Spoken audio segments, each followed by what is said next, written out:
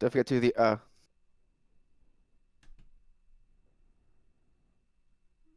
Oh! How was that? That was good. Yeah. That was kind of pop as poo, but yeah. Tensions is definitely Such a hate. rising. You're such a hater.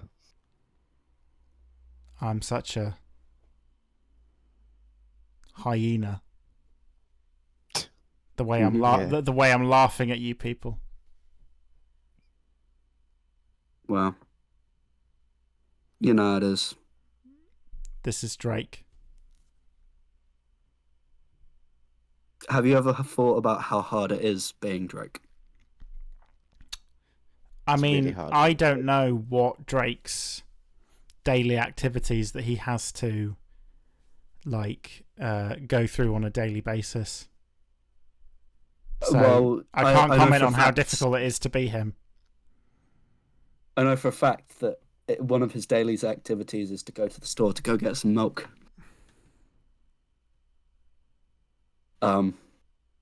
But there are rumors that he's vegan, so no milk for Drake. No. Could you imagine? I don't know that he actually is vegan, you know. I'm not even sure that he is. Yeah, Or maybe he had a phase where he was vegan, but I don't know if he is anymore. yeah. I think Maybe. we googled it back in 19. Yeah, that rings and a there were bell. kind of It rumors. rings a bell. Maybe he was in Yeah. a simp phase, and he was simping, and the person he was simping for was vegan. That Yeah. that's not an uncommon Mm. thing. Mm. Are you gonna do the intro or not? Hello. This is the intro. You just interrupted my intro. I was just about to do the intro, and you interrupted it. I can't do said anything here. I said this is the intro before you started the intro. Like if my voice came through slowly, that's because of your Wi-Fi. The problem is though, Mm. now every time I try and do my intro, someone's going to interrupt it. I bet. No, right, go, do it. Speed run. Hello, dear listeners. Welcome to episode 5. I am Hen, and my friends for today are. I'm TD, and I haven't astral projected to the next dimension yet. Sorry for anyone who was hoping I would. And I'm here. I'm Clark. That's what I'm gonna say on the matter. I think it's all that needs to be said on the matter. So it is all that needs to be said. It's kind of like the final statement. Well, I think that's proof of you know you're sure of who you are. You don't need to say anything else. You don't need to Yeah. describe to the audience No. what it means to be yourself. It's just something that comes natural to you. I am all of me. I am at Aldi. Wow, I didn't realise John Legend was in the room. I see no, hear no evil. Black writing on the wall. That was not the song I was referencing, but near enough. Yeah, but you don't know that it's the year of Shadow. Or did I already mention that? You mentioned that literally 2 casts ago, bros. Did I? Well, because it's the year Yep. of Shadow, I want no slander against that hedgehog. Against the term. Well, as someone who had emo accusations thrown against him earlier in this year, I feel like it would be wrong of me to slander Shadow anyway. What about you as emo? That was what about you did they interpret as being emo?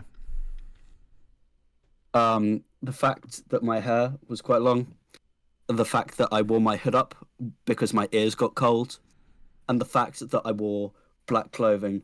And then the fact that what was really funny was the fact that because they were uncultured people, they thought like rap was quite emo, and I just was like, I've heard takes, and that is one of them.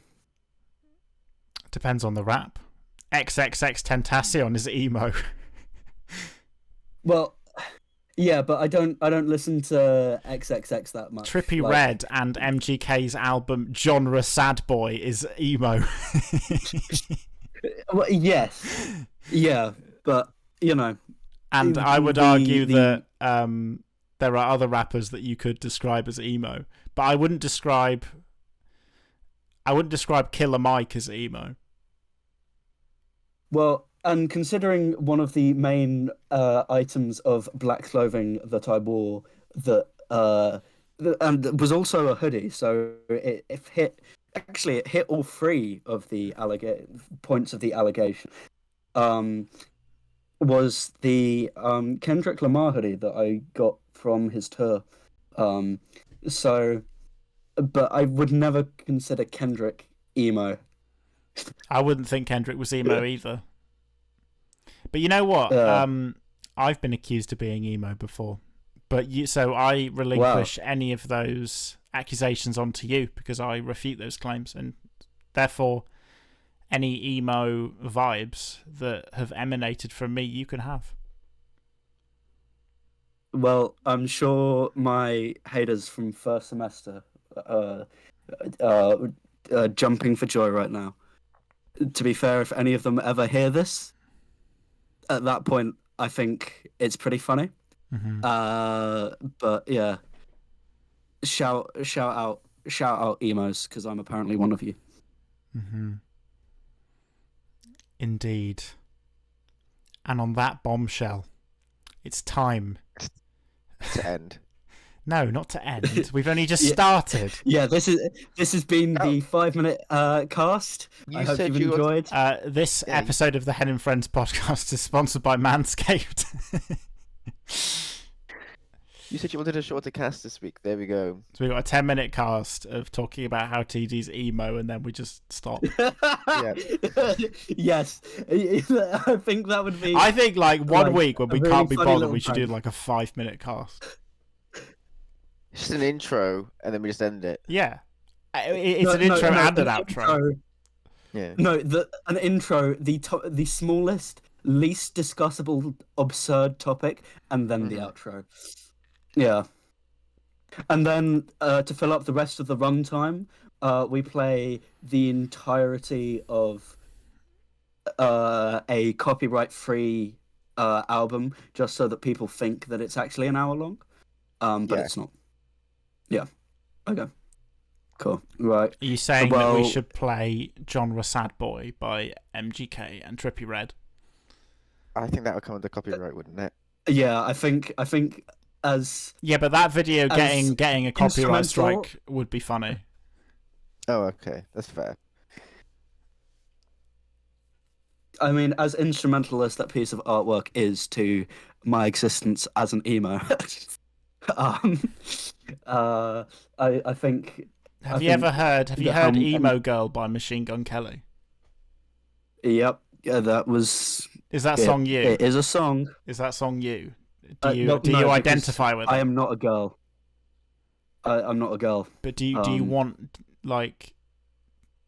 Do you know what? I'm not going to dig this hole for myself. Yeah, wise decision. Okay, now we can actually move into the first topic that I've got for the week, and that topic is that Drake from Rap.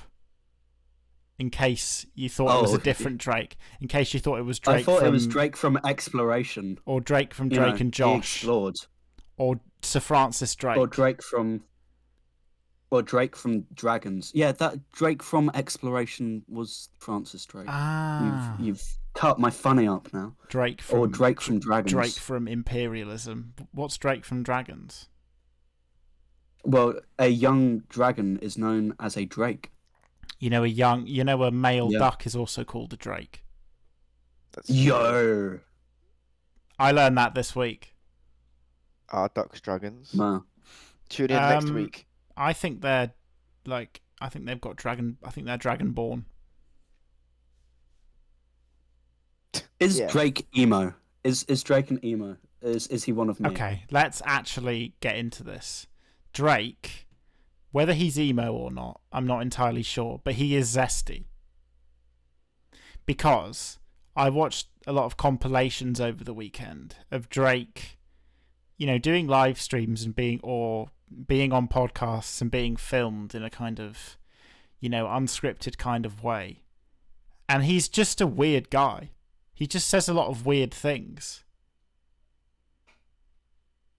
Like, he's on this stream with some other guy, and I think he's on the stream with Lil Yachty as well. And something happens on the stream, but he just goes like, embarrassing! Like, in that voice. Well, I mean, Drake, there around Certified Lover Boy and Honestly Nevermind, there were a big promulgation of Drake memes of Drake the type of blank to do blank at blank. Because I was going through my saved memes at the time. Yeah. At the time, like a couple of days ago, and I was like, oh, these are even funny in the wake of the most recent beef. I will get one up if you care to continue the discussion. Oh no, go ahead, because I've also looked back at these memes recently myself, and they are very enjoyable. Yeah, they've aged like fine wine. Mm-hmm. But there's also like this clip of Drake saying like, so he gets a hat, and on the hat it says Anita Max win. So he says in this voice, Anita Max win. Anita Max win. He says it over and over again. It's just zesty. That sounds like a really shitty line from Overwatch. Yeah, it's just weird. Right. Where's... Oh, God. Man's never been in the marquee when it's shut down, eh? Trust me, daddy! And, like... The problem is I saved them so far apart from each other. You were in the middle of your search. So what I'm hearing is Drake a bit like DJ Khaled? What do you mean by he's that? constantly No, because DJ Khaled. Yeah, no, but he does. DJ Khaled, I feel, is simultaneously both more and less self-aware than Drake. Because like DJ Khaled, he's kind of done some of the memes very much intentionally, but at the same time, I think they very much started out with him just being a bit of a goofball. Mm-hmm. Drake, on the other hand, I feel is not self-aware. Yeah, but he referenced the Drake the type of guy meme, but then he did it in the most unfunny way possible, whereas DJ Khaled knows how to keep his memes going. Like, DJ Khaled! We're the best! But it's like when DJ I'm Khaled... not sure how that's going to affect the audio recording, because you just pop his pood in my ear hole. Oh, really? Doesn't DJ Khaled do like something like Does the it sound golf okay cart? now, at least? Yeah. Okay, carry on. Because DJ Khaled's got like the memes of like him being on a golf cart and stuff, hasn't he? Yeah, he's always and doing something wacky. Mm. My favorite one from him was, "They don't want us to swim in the ocean made of Listerine, but you know what? I'm swimming in the ocean made of Listerine." That's gotta hurt though. Like, I don't think I've seen that one. I know I saved it. I really hope, because I've gone through my memes. Some of them have been deleted, and it really is. I've got one not funny. I do have one, like Drake the type of guy meme that I can remember off the top of my head. okay, Mhm. I'm gonna take us down a quick rabbit hole though. Listerine, swimming in Listerine. I feel like that's gotta hurt for like certain areas of your body. Did anyone use Listerine Smart Rinse? What made it smart? It was like Mouthwash tastes like ass. it was like the kids one. It was Listerine Smart Rinse. It doesn't taste like ass, Diddy. It tastes minty. Mm. No. don't know what kind I'm of not talking ass about. you I'm not think talking tasted. about. I'm not talking about I'm not talking about real ass. I'm not talking about literal. I'm saying figuratively. It tastes like arse. Why do you think that though? All I'm 'Cause saying I find is, it... do you know what? Never mind. Honestly, never mind. Drake reference. Drake reference. Falling. Honestly, Nevermind was such a shit album. Right, okay, so the first of, I think I've got 3 or 4 Drake memes. Go on. Drake, the type of guy to surprise his homies with a visit from the Tickle Monster. Yeah, I have seen that one. And we can put this on the thumbnail or flash it up briefly. But he's looking kind of saucy in that photo. Is he looking a bit zesty? Yeah. And then scrolling up. Where is he? After playing for 3 hours straight, Drake says goodbye to Ninja and turns off his PlayStation, carefully setting down his headset on the desk. Silence fills his house as he sits in darkness, looking around his bedroom. Huh, Yeah. he grunts. My very own lonely lodge.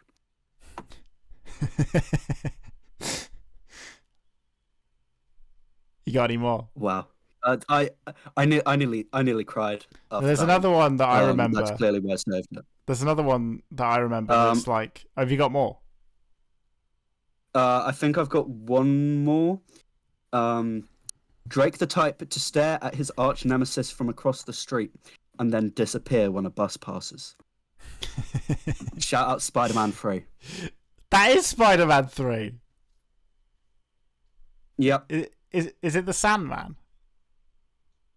No, it's Norman Osborn's son. Harry Osborn. Yeah. It's the...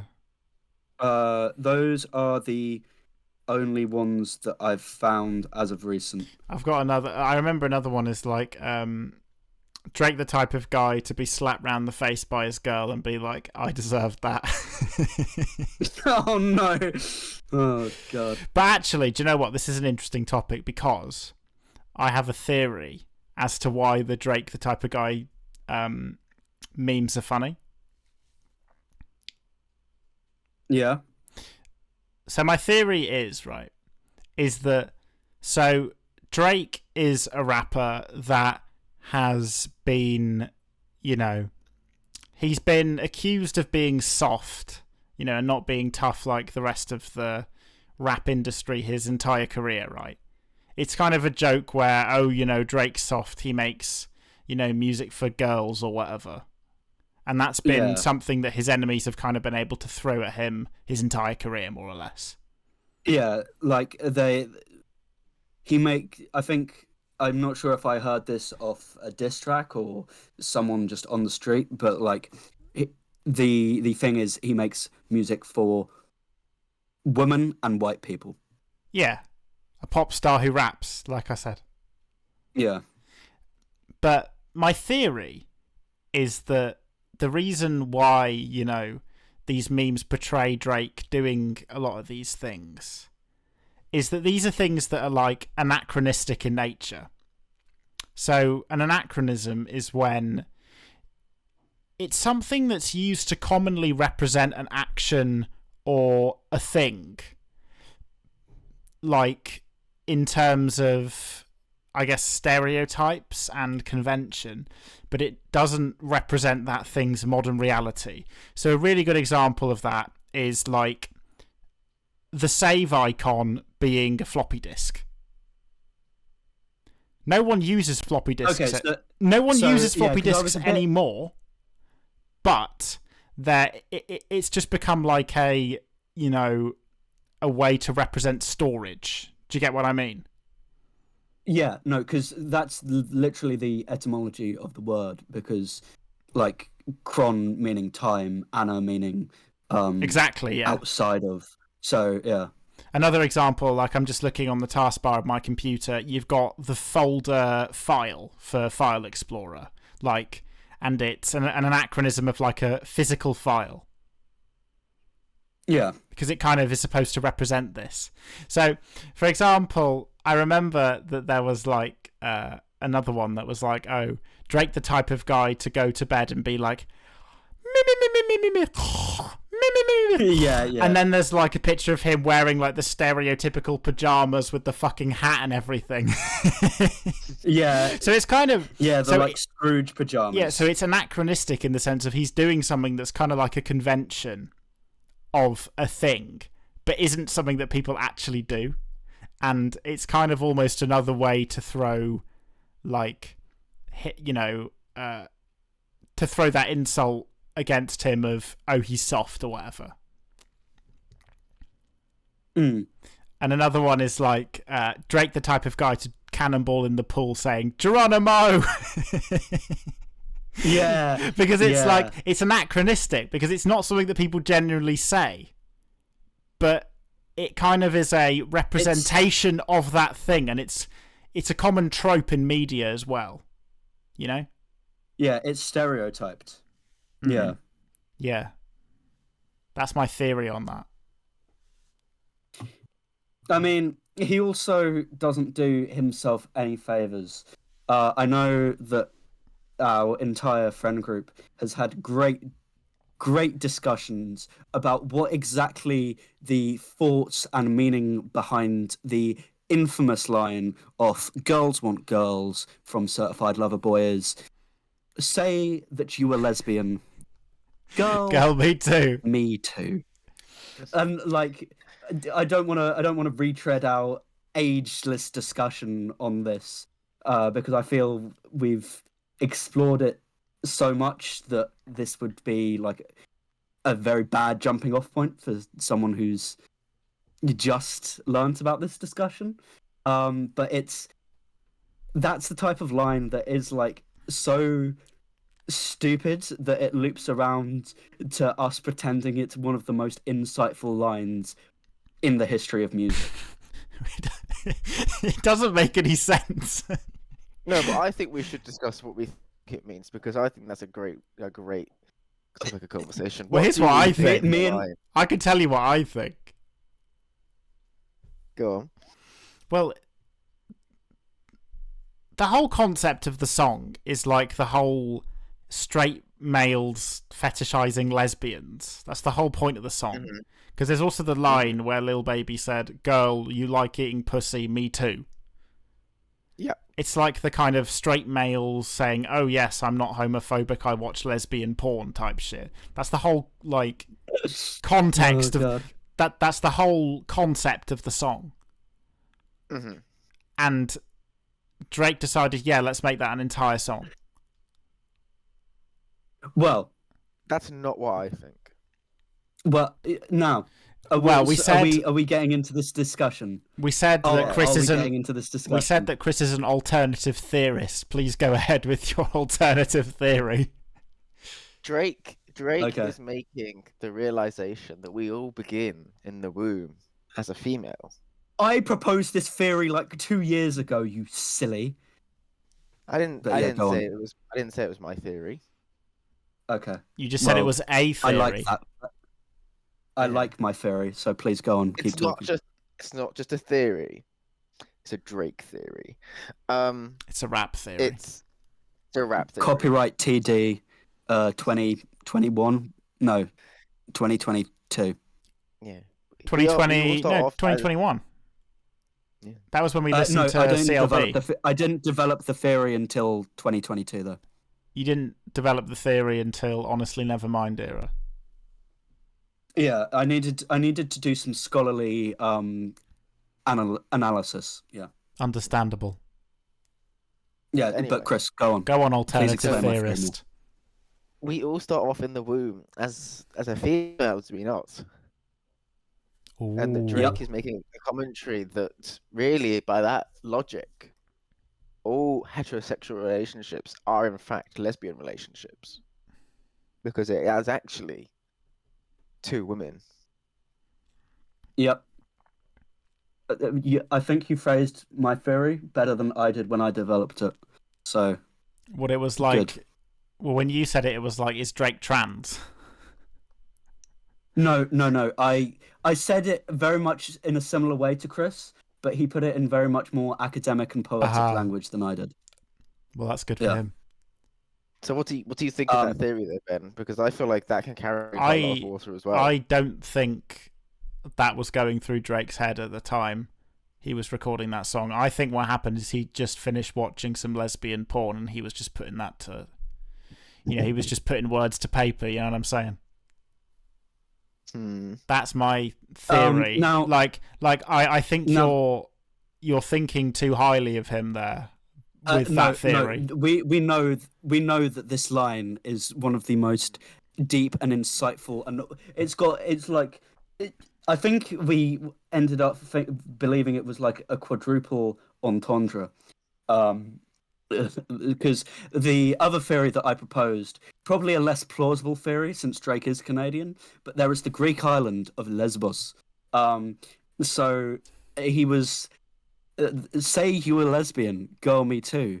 He maybe found out that the girl that he's talking to is from the Isle of Lesbos, and that he also is a lesbian in the fact that he's from Lesbos.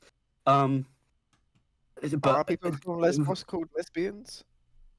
In the English language, yes. There's a slightly it's far more differentiated in Greek. But because the language that Drake is conveying his thoughts through is English, he had to do away with the translation, and so it has that secret double meaning. Because one of the other thoughts is maybe Drake was thinking if he pretended that he was lesbian, that would make him more attractive to the girl he was talking to. I think you're being way too charitable. No, Ben, we know that this is one of the most deep and insightful lyrics of all time. Forget if you know me and you know me well, I could sell water to a whale or well or whatever Jay-Z's line is. No, that's not deep. What is deep? This is deeper than telekinesis. Say you were lesbian. Deeper than telekinesis. Deeper than your sister dying and you telling your nieces. And I forgot the rest of that. At the end of the day, that's a different song. Music. It's night. Music and art, can be interpreted in many different ways. And the benefit of that is that we're all able to come to our own conclusions about art. Yeah. Active spectatorship, if you will. And so that is why Say You a Lesbian Girl, Me Too is a quadruple entendre and the best pen to paper that an artist has ever come. You heard it here first. Yep. You heard it on the Hen and Friends podcast first. Yep. That's all I'm saying. If you want any more deep lyrical analysis, where we are for another period of time. How long that period of time is? Rather than writing to our email. You never know. Mail. Yeah. From there. Now, to loop back around... No, to loop back around before we end this topic. So I performed a search of Drake emo on my search engine of choice. And the second thing to appear after the Temu ad, fuck Temu, is Drake's Take Care is the greatest emo album of all time. Oh my god, I get Temu ads even in Japan. I get Temu ads everywhere. But yeah, so Vice believes in Japanese it says how it's a really popular, like in Japanese, the ads say it's really popular in America. But yeah, so Take Care is the greatest emo album of all time. True. According to Vice. Were they the people to go out of nearly go bankrupt? Yeah. I believe so. Well, I bet it's because they moved away from this insightful reporting that they did on the 28th of October 2016 about how Drake's Take Care is the greatest emo album. All of these internal conflicts are folded into an emotional narrative of Shakespearean proportions, replete with breakups and hookups, navel gazing and drunk dialing, concerns of allegiance and backstabbing. That's a little article. I mean, Take Care is quite a good project. I won't lie. Well, as an emo, it's clearly my favorite. I wouldn't call it I wouldn't call it an emo album, but it's quite a good project. This episode of Hen and Friends is sponsored by Vice.com. This episode of Hen and Friends podcast is sponsored by OVO.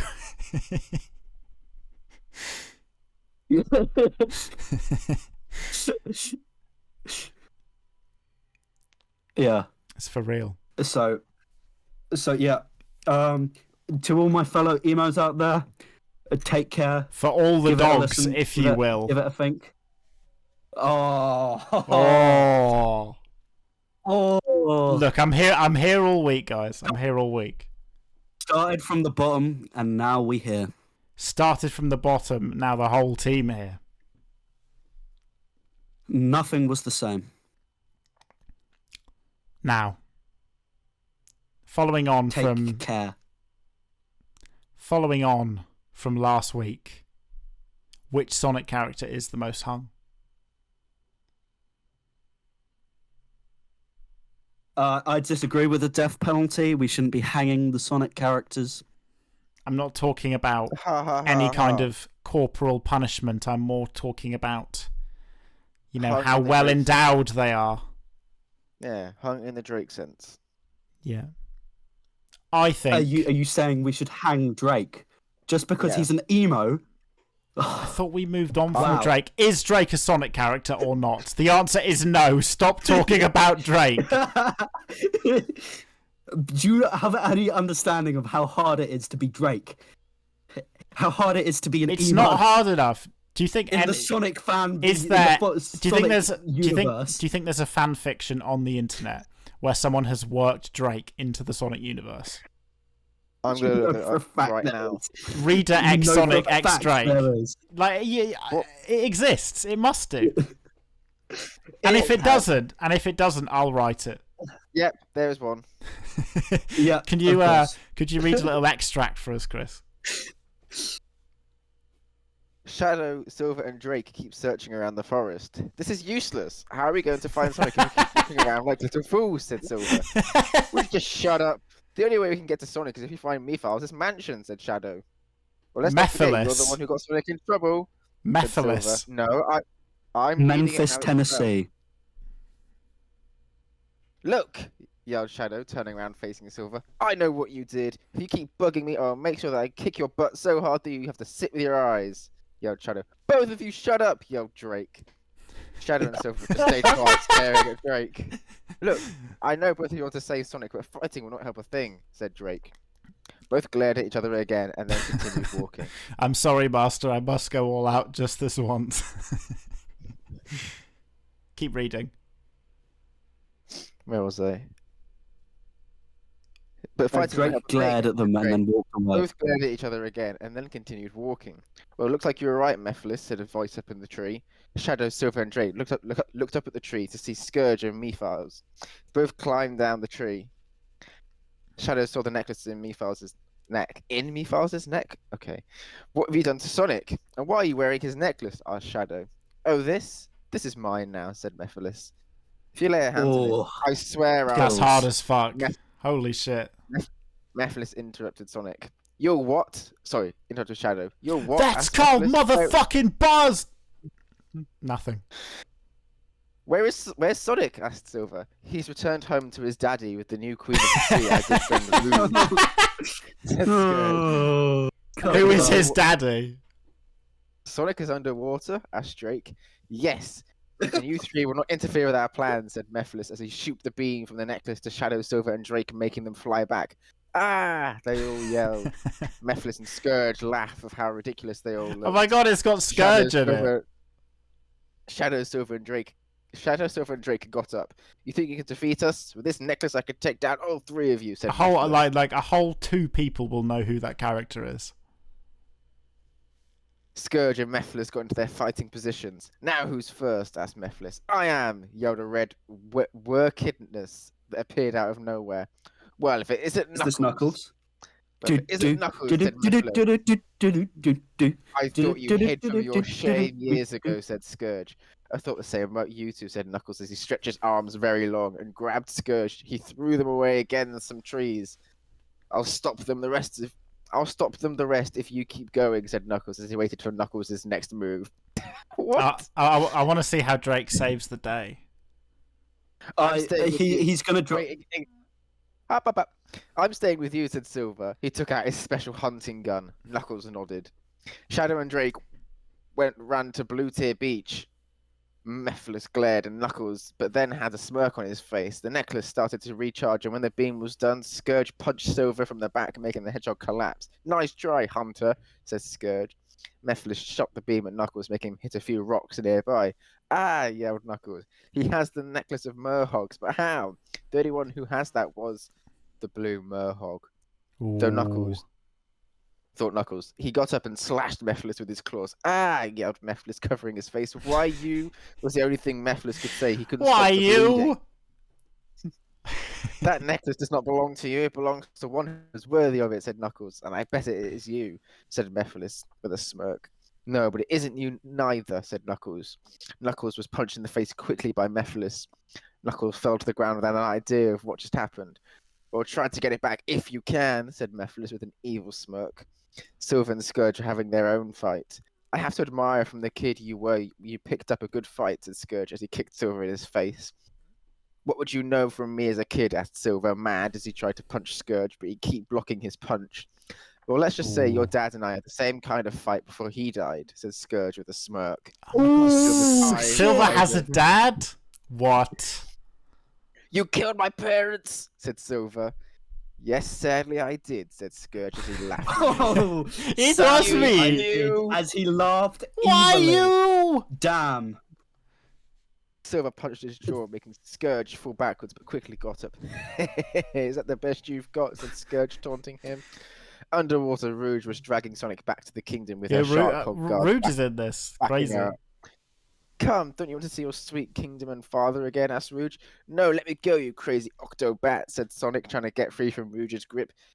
You stay quiet. You're my only ticket of getting back what is rightfully mine, said Rouge as she kept dragging Sonic back to the kingdom until she finally made it. Jules was in his chair, sitting calmly. His nerves since he was waiting for his son's return. One of the guards entered quickly. Sir Jules, yelled the Merhog. Yes, asked Jules. Up front, it's Rouge the Octobat, and she has Sonic, said the guard. The sad Jules thing was shocked. Wow. The sad thing is, Jules is actually the canonical name of Sonic's father in like the Archie comics canon. Jules was shocked. So this is well researched Sonic fanfic. Of course it is. Well, it just happens to have Drake in it. Yeah, where the fuck is Drake? He's not been here for like a lot. Yeah, why is Drake? Yeah. Hang on, Clark. This is chapter 8, but like, okay, I'm just gonna skim read some of the rest of this. So Rouge has got a tentacle. And that's she's an Octobat, obviously. Yeah. Duh. Well, when was she? And when was it established that she was an Octobat? Well, I think the problem here is it started on chapter 8. There's a lot of lore that we're missing. Maybe. Drake and Shadow are on the beach. Does Drake drop a diss track? Wait, is this actually Drake, or is it like a character that they've just named Drake? 1 second. Raven's in this. Yeah. Raven. Let me see if I can find from Teen Titans. Oh no, I don't want to see random stories. I want to continue reading The Chosen One. No, but now I want to know if it's actually Drake or if it's just a character that, like a Sonic OC that someone's named Drake. Like, let's be honest. It's not actually bad writing from imagining someone who is 12 or 13. Let me put it like this. People are very passionate about this. I've had to correct a lot of it as I've been reading because it makes no sense. Okay. Like, grammatically, it's just all over the place. I'm just trying to find. I'm in chapter 1 now. I'm trying to find the mention of Drake. Rouge is just chilling with Sonic underwater. Oh, Shadow Right. is a vamp. Shadow is a vamp hog. When the vamps He's- outside a he's- little bitch, you better be ready. Is this just a fucking shitty Maya Mortal clone then? Shadow was drinking the blood of a bear until he finds Mephiles. Yeah. Right. Welcome back, Maya Mortal. Okay, chapter 1, Drake is not there. Is it Can you not actually just Drake? search Wait a sec. Drake? Wait a second, please. Yes. Sonic was waking up. He opened his eyes to see he was in a big room. The room was grey. He was sleeping like in a king's bed. It was a colour dark red and everything had a hint of gold. Sonic didn't know where he was, nor where he came from. Sonic was scared. He didn't remember anything. He looked around. Then a black hedgehog with red stripes entered the room. "I see you're awake," said Shadow. Sonic looked at him. Who are you?" Sonic asked. "I am Shadow the Vamp Hog," said Shadow as he grabbed Sonic's hand and gave it a gentle kiss. Sonic blushed a little. "Where am I?" asked Sonic. So, there's that. Is he in Drake's mansion? This is Maya Mortal. Um, This is just Maya Mortal. I'm still... Rouge is getting sent out to go and find Sonic. Well, Where does apparently, Ebony somehow the- Darkness Dementia Raven Way come from? I don't know. Okay, I want to chapter 3 now. It's still just Sonic and Shadow basically having like a bromance. But by the Slash, time right. you get to chapter 8, there's Drake. Scourge started Drake to sniff. is Scourge started to sniff Sonic near his neck. "Sonic, your blood smells so sweet," said Scourge. He put a hand on Sonic's cheek, making Sonic look at him. Scourge started to get his face close to Sonic, about to kiss him, but Sonic quickly punched his face. "Go away!" yelled Sonic. Why? Get off Why me! is there Sonic off Maya me! Mortal? "Hey, come back here! I just want to savor your blood." Why is there Sonic Now- Maya Mortal? There'll be a lot That worse was him than of this all on the people. internet. I'm telling you That now. was fun. "Maybe next time you will get a head start again," said Scourge as he grabbed Sonic's face with 2 fingers. "Now for my kiss," said Scourge as he was about to kiss Sonic. Mwah. Right. Where? Find It's where only going to Drake get comes. worse. I'm still trying to find where Drake is in this story. Find where Drake is. Find him. Music Box by Miku.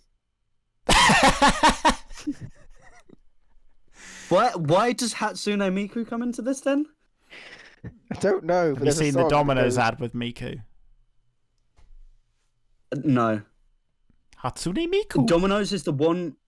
Domino's is the one thing that I'm still getting the British ads for, Sorry, which is so strange. I'm just going to read you the top comment for this chapter. "Caring about your family is so not alpha male. Jules, you're being such an omega. You need to get your act together, man, or I'll kick you out of the pack." Woo! Ruff, ruff, ruff, growls in alpha. That's got to be ironic. That's got to be ironic. That's got to be ironic. You think it's a troll fic? Yeah. I'm not sure. Yeah. It's hard to tell. Where the fuck But is that Drake? comment is I'm ironic. still trying to find where Drake is. Right, we're not moving on until you found. found Drake. Or maybe we move on while he tries to find Drake, because I can't imagine how interesting this is. Whoa. I need to read this paragraph. Oh god. Shadow smiled at the little merhog as he jumped in and out of the water. Shadow was having a little idea, and he took his coat off and his upper clothes and went into the water with Sonic, who didn't notice him at first. Sonic was just closing his eyes. He enjoyed the feeling of the water. Sonic was so caught up in his world, he bumped into Shadow's backside. Shadow, Sonic was silent since he saw Shadow's muscular upper body. Sonic had a little blush. "Sonic, are you okay?" asked Shadow as he saw a little close to Sonic and put his arms around Sonic. Shadow's body was warm and soft. Sonic was blushing deeply as Shadow wrapped his arms around Sonic. He felt Shadow's muscular arms and chest. Sonic cuddled up to Shadow's chest fur. Shadow saw Sonic's blush. For a merhog that Shadow had never seen, he felt attracted. Shadow couldn't help it anymore. He put a hand on Sonic's cheek. "Shadow?" asked Sonic. Shadow didn't say a word, just closed his eyes and got his face close. Their lips were about to touch. What Shadow, kind of wait, haram is Sonic. this? It was a little too much for the per merhog. He'd never felt something like this before. Shadow kissed Sonic before he could say a word. Sonic closed his eyes and let the kiss happen, and then Sonic kissed him back. I'm not even going to read any more of that paragraph. It's a bit too much for this medium. It was poignant, I feel. Oh. Still no Drake. Are we I'm not? now on chapter 5. I know. I'm gonna find. Don't worry, Sonic-Coo. I'm here. You don't have to be afraid. Okay, no, that it's got to be a troll fic. It's got to be a troll. No one Silver's here now. no one in the year of our Lord. Actually, hang on. It depends when it was written, I suppose. But if it's on Wattpad, Right. Well, Yeah, Chris, where are you This is a finding this? This is a Wattpad that was Oh, it's a taken from Wattpad. DeviantArt. Oh, Taken okay. from DeviantArt. I was That about to tells you say, everything you need to know. if it's DeviantArt, I believe it. If it's somewhere else, then I Bloody don't. hell. see, no, if it was AO3, I'd believe it. The thing is, right, it's gone from being like some weird romantic thing between Sonic and Shadow to now Patient Scourge. We can't just go out and try and capture him with Shadow in the way, said Mephiles. Now Right, they've- yeah, but where's Drake? I don't know. I'm trying to find it. I'm on chapter 6 now of trying to find Drake. You There's only see- 9 chapters. and You we see, started off with chapter 8. overall, I respect the genre of fan fiction, but the problem is that because anyone can do it, you're going to get things like this. 1 second, please. Sonic-Coo, you're home now, said Shadow, giving Sonic a gentle kiss on the cheek. We're back onto this again. You know, I can respect people. Oh, here we go. Here we go. Go on. Jules called one of his guards. Drake commanded Jules. A sharp dog that feels like Shadow but blue stripes. Go to land and bring back my son. Whatever you do, don't let him stop you. Wait, did it just say that Drake looks like Shadow? Kind of, yeah. Yeah, it's a fucking OC. It's not actually Drake this whole fucking time. It's not actually even fucking Drake. So what's so I bizarre, fucking right, knew it. I fucking knew it. 1 second though, I am gonna have to post the album art into the fucking into the channel so it can become. Yeah, so it can People become need to the see album this. art.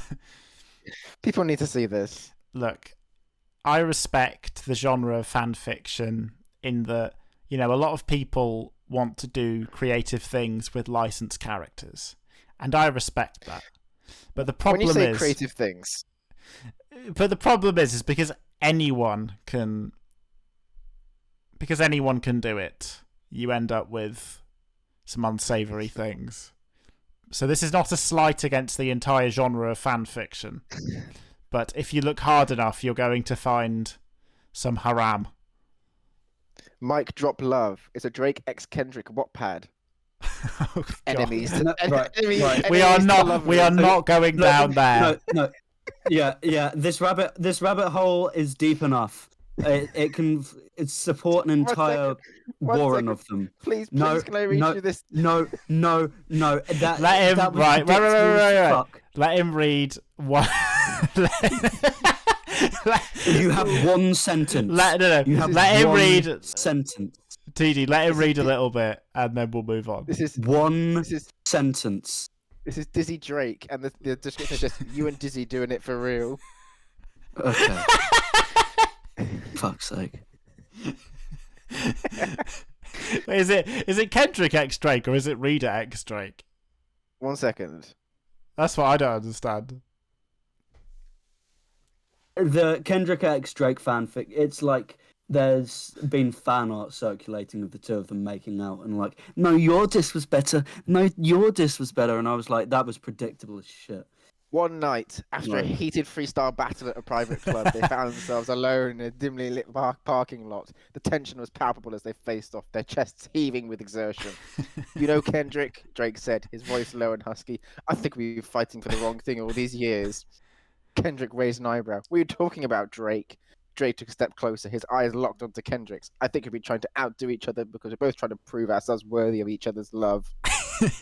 Okay, and on that note, we're returning to Sonic. Wait, let him cook. No. You're right, Drake. I've been drawn to you for years, but I didn't know how to admit it. Drake's face lit up with a sly smile. Well, I'm glad we finally figured it out because now we can make beautiful music together in more ways than one. Without another word, Okay. Drake pulled Kendrick into a passionate kiss. To be fair, Their I lips was collide listening. Yep. 1 second, their lips colliding like two rhyming verses as they embraced the circled around them. A reminder that their love was the real mic drop moment. Right. That's pretty poetic. Enough. To be fair, I was Enough. listening. Whole story. I was listening to Poetic Justice off of Good Kid, Mad City. Yeah. And that song. Yeah, that's a good song. That's a good song that has both Drake and Kendrick on it. Well, yeah, it's before the control verse. Indeed. Like, but it's just a pretty, like, it's a pretty nice song where my I think,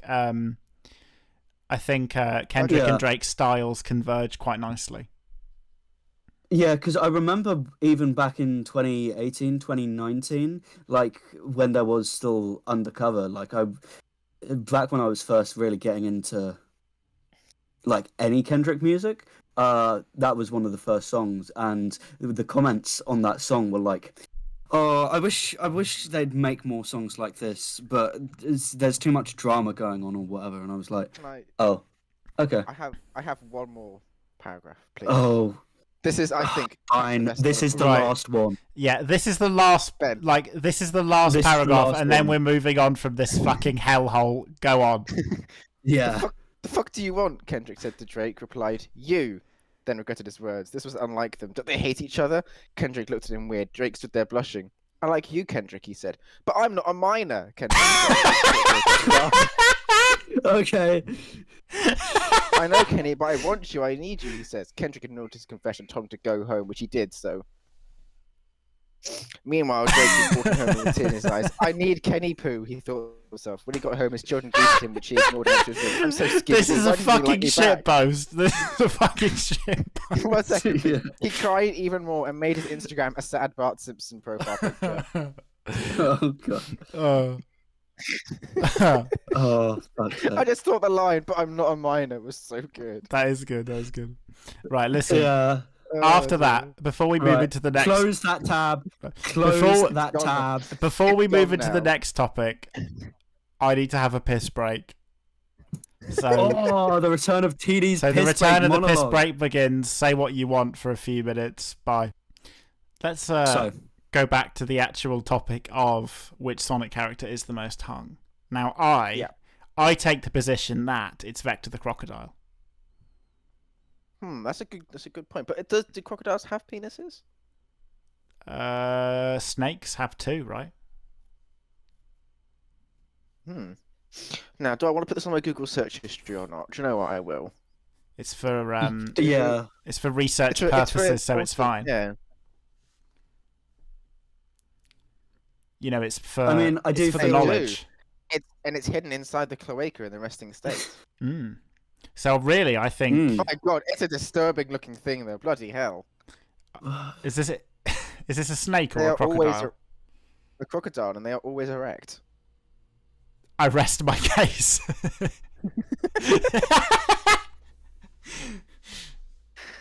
Anyone got any opposition? I just feel like Knuckles is quite there. You know, he's got to be up there. Well, Knuckles gives off big dick energy. echidnas have four-headed penises after all. Well, what's that? Which game is it? Which Sonic game is it where they circle jerk? Sonic Adventure 2. Yeah. But that's only that's Knuckles, Shadow, and Sonic. They circle jerk to go Super Sonic and Super Shadow. Yeah. So they do. So you think Knuckles' four-headed member was involved in that? Yes. I think it. I just think I feel like it played a role. that's gonna be quite complicated to do by yourself, hasn't it? With four, so maybe you had to get Silver's help. Maybe he goes like 2 arms, 2 legs. You know. And Silver's not in Sonic Adventure 2. In spirit. But yeah, I could see because he could psychokinesis the dick and then. Yeah. Damn, that's creative. I like that. We're excluding Eggman. Does not count because Eggman does not have. He's not there because he always has to have like something else is his dick. So clearly he's not. I mean, he's clearly got a large prosthetic. That's what I mean. So- Like he's had to have. Like, He's got a robo prosthetic. dick. He's got an egg dick. Yeah. He's got the egg dick. Yeah. I think who else is Big the cat? Big the cat Big the cat. Big the cat. Big the cat might take the cake. No, because Big the cat can't see his own dick. But it doesn't mean he's not the most hung. Like, we're talking maybe purely in scientific terms, and I think maybe Big takes the cake in that regard. What about Eggman's dad or granddad or whoever it is? Gerald Robotnik. Yeah. No. Well, It's he's Eggman's, the only one who we've got. Eggman's grandfather. Yeah, he's the only character who has canonically used it to reproduce that we know of. But that doesn't mean he's hung. He could have it could have been IVF. You know, Cream the Rabbit has a canonical MILF. We're not talking about Cream the Rabbit. We're talking about who's most hung. That's two words we don't. No. Cream the Rabbit's mum. Like, oh yeah, there had to be something that went on with the male rabbit for Cream the Rabbit to exist. I guess. Also, the fact that it's called Cream the Rabbit is just. Ugh, That's perfect. a 6-year-old girl, Chris. I know. That's what makes it Yeah, so I wrong. know. You know what? You got a point there. I don't know what they were cooking with that. Perhaps Drake was involved somehow. Ooh, it's possible. Maybe like a Cupid Chow. So, listen, my vote is for Big. Does anyone have any opposition? I think the tier listing is Big the Cat is at the top. Yeah, and then Vector. Then Vector, and then Knuckles, then Shadow / Sonic, because they're kind of the same. Because they look so similar. Yeah. Mephiles come because Mephiles could have Mephiles. Mephiles is a Mephiles purple one. Memphis, Tennessee. If you listen to my explanations of the Sonic 06 lore, you would know that Mephiles copied Shadow's shadow, so he would have the same size as Shadow. What about? Except he would have a crystal What about dick. the Denny's Grand Slam? What about the Denny's Grand Slam? Right, we're talking. Are we talking in terms of Snapcube fandub lore or official lore? Yes. Here? Yeah. Look, I'm calling the character Denny's Grand Slam because I don't know their official name. Iblis. I just know that they're the Denny's Grand Slam. Yeah. Iblis. I feel like no. I don't think. I think Iblis is asexual. I think he's got a fire dick. Maybe actually, he could have a fire dick. He's a fire hermaphrodite. Yeah, we'll go with that. Chaos water dick. Water dick. Yeah, it's very very splashy. He makes all the ladies wet. I quote the rapper Future when I say "gushy gush so soaky." I feel like it's impractical though to have like a water dick because there'd be a lot of friction. Yeah. Which rapper am I quoting her when I say she blow on my dick like a cello? Lil Yachty. Oh yeah. Yachts go on the water. True. A cello's not a woodwind instrument. That's the issue. No, cello is a string instrument. Do you know why? Like I read the Genius annotation for that. And apparently, yeah, because wasn't it Squidward? Well, he thought a cello was what Squidward played the cello. Yeah, he confused a clarinet for a cello. Yeah. Yeah. Which? What other characters exist?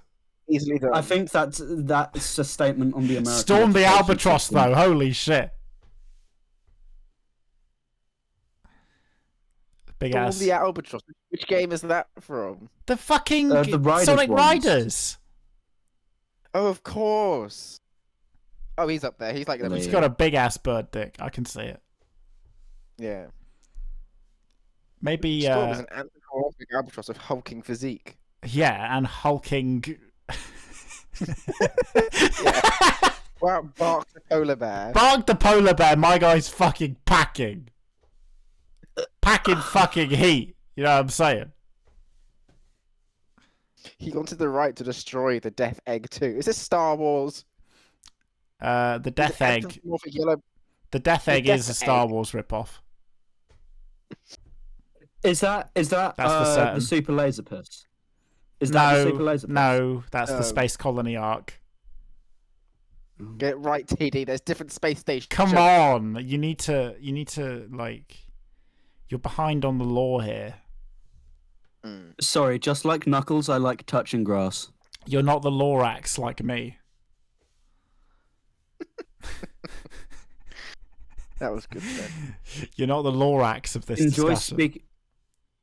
Okay, well, look. Just leave the Onceler fandom in 2015 where it belongs. Okay. Amy and Blaze are last. Because they don't have dicks, They're or because women. they do have dicks? Well, if anything, it's like an inverse dick, isn't it? It's like a mold. So, well, really, then they get like Right. negative points. Yeah, negative points. Yeah. Okay, no, yeah. So the tier list goes And with the tier list, So the tier list is Big the Cat, at the top. number 1. Yeah. Number 2, joint second Knuckles. place. No, Knuckles. not Knuckles. It's Not Vector. Knuckles. Vector, the Albatross, whatever his name is, I've just forgotten for some reason. Storm Storm, the obviously. Albatross, and fucking Bark the Polar Bear. They're number 2. Number Yeah. 3, on the third level of the tier listing, is Knuckles by himself, because he's just Knuckles. Number 4 on the tier listing is Shadow, Sonic, Mephiles when he's taking on Shadow's form, and Metal Sonic, because surely by extension they'd all be the same. Well, you think Number if 5. Eggman... But then again, Yeah. if Eggman wanted to Do you- improve... Do you know what? Never mind. Never mind. Go on, do TD. You were saying think, something. Do you think what's his face robot man? My brain's dumb. Omega? Eggman. Do you think Omega? he had accurate? No, Robotnik had accurate Eggman. details of the length. Yeah, there you go. Of Yeah. Sonic's Yes. phallus. Yes, that was Okay. priority number 1. I think if the objective was to create a Sonic that's better in every way, In every way, surely there had to be some considerations made there. That's just my Well, view. no, because like Eggman, he's probably embarrassed by phallus, so like I think- he probably didn't even want to But wouldn't he have see Metal Sonic as phallus. but maybe he sees Metal Sonic as like an extension of himself, and therefore it's fine. And therefore there needs to be an Exactly. extension. He needs to compensate. he needs an extension. Okay. So anyway, Right. Who Yes, goes below the Sonic clones? pretty much everybody else. Silver, apart definitely from- Silver. Oh, Silver. Everybody else with that sort of. Silver's type. Everybody packing the else, little other than fucking micro. The Fox, Tails. No, Tails. There. Tails is no, I think Yeah. Tails is underneath. Silver. Yeah, He's Tails not is like, there's nothing there, guys. Yeah, and then under Tails is Eggman. And then under him is the kind of disqualified, the Yeah, Grand Slam. yeah. Grand Slam. Look, Iblis. I can't believe we ate Iblis, the whole thing.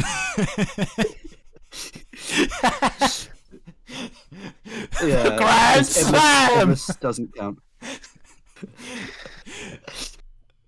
Oh, dear. Yep. And then we're excluding any of the female Yeah, characters because they don't qualify. Like if the Grand Slam Because gets you're both misogynist. if the Grand Slam gets 0, then they get negative points. Oh, dear. Wow, And then- I can't believe you're treating the woman this way. We'll put the chows down at the bottom Listen. as well. Being hung is not, It's not easy. and it's not, men and women, like sometimes men and women have different skills, and women being hung isn't one of their Isn't one of skills. You know, Well, they can be hung upstairs, but not downstairs. exactly. It's a different thing. Tune in next week when we discuss who's got the bigger mummy milkers. Oh no! No. That's where I draw the fucking line. This has been a fun 2-week bit. Do you know what, Have a break TD? from Sonic No, and Drake. Do you know what, TD? If we talk about that, I denounce my position as the Sonic Lorax, and I will go outside and touch some grass. Okay. Right. If that is what happens next week, then I will concede to you and you win. Bye. Okay. That sounds fair to me. Okay. Right. And on that, it's the surprise topic. It's the surprise topic. Let's do this. So to completely pivot, but also somewhat related to last week, in terms of both celebrities and somewhat the Israel-Palestine thing. So there's recently been a movement popping up, I believe mainly on TikTok, called Operation Blackout. And this is, or Blockout, should I say. And this is to block every single celebrity who has not spoken in support of Palestine on all social media platforms. So, in other words, a mass cancellation, because the celebrity has not spoken out on the issue, or spoken in a way that is believed to have been unfavorable to the majority of the people operating this operation. Now, I mean, based off my thoughts last week, I think any person with a few brain cells can see that I am not a big fan of this particular movement, because why are you relying on celebrities to inform people of political opinions rather than being an activist for yourself? And why are you forcing celebrities into activism when they might not know the topic? They might hold different views and just not want to speak out, and might just think, oh, I'm a celebrity, maybe people should be talking to the fucking politicians like a normal human being.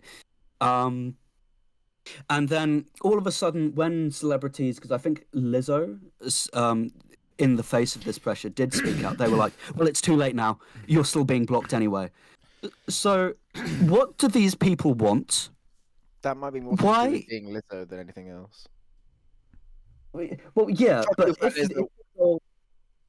if your goal is to get these celebrities to speak out, and then one actually does, and then your response to that is, no, we're blocking you anyway because you didn't do it early enough. It's like, what is your goal? I clearly disagree with these people on pretty much every factor that they're doing, but it seems to fall apart at even the slightest probing of their logic. Well, thoughts? I think I would agree with you, but there seems to be like this weird trend now where people are viewing celebrities as not just like, oh, they make good music or whatever. It's like, okay, I have to agree with all of your political positions and your opinions on everything, or you're an awful person. I will say, because it's not just like. I will say that this has been quite a nice way in that you've linked two topics from last week sort of together, which I think is quite cool. So I'll give you the fact that it's like the sense of progression from last week is quite interesting. But yeah, because people will make a load of noise about this now, and then probably come to the US election, there'll be a whole set of, whatever they endorsed Joe Biden, whatever they endorsed Donald for some sort of country thing or whatever, that sort of thing. So it seems like this weird new reality where celebrities are expected to have a position on everything, and are expected to sort of take that public. But you are right in that you can never satisfy these people, because as long as if you say, if you take too long, like you say, it's like, oh, you're disingenuous now. You're just saying it because we've made you say it. You can't win. Well, you told me to say it, so what do you want me to do now? Yeah, it's again, self-defeating. Can I say something? No, you can't. Of course. I think this comes from the whole, idea that in order for you to be able to support a celebrity, they have to be like a moral person to some degree, right?